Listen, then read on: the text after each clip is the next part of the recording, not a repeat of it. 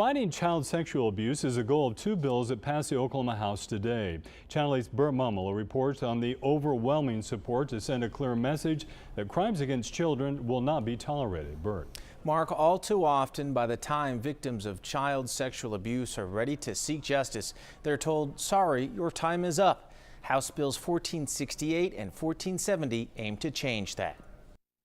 It's probably the most public place in the entire state, the Capitol building.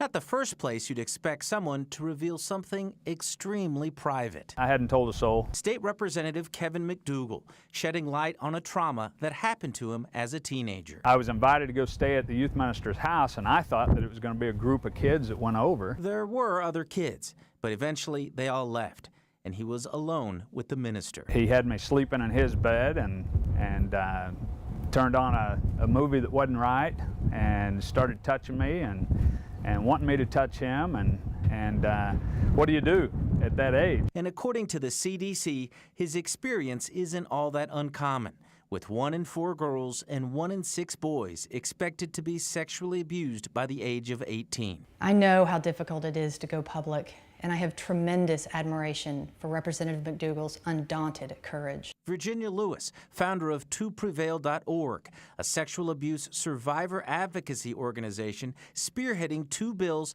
that would give survivors more time to file criminal and civil cases, since studies show abuse trauma can take years to come to terms with. If you were held up at a convenience store, you'd call the police immediately. But when someone you know and love sexually abuses you, it can take decades to process. For some reason, at the age of 40, people like to start telling their stories. They're confident in who they are.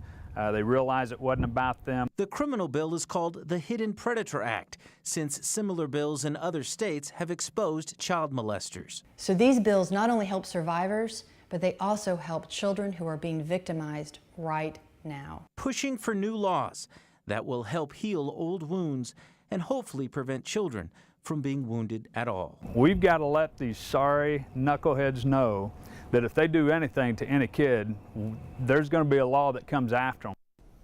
The bills now head to the Senate. Mark?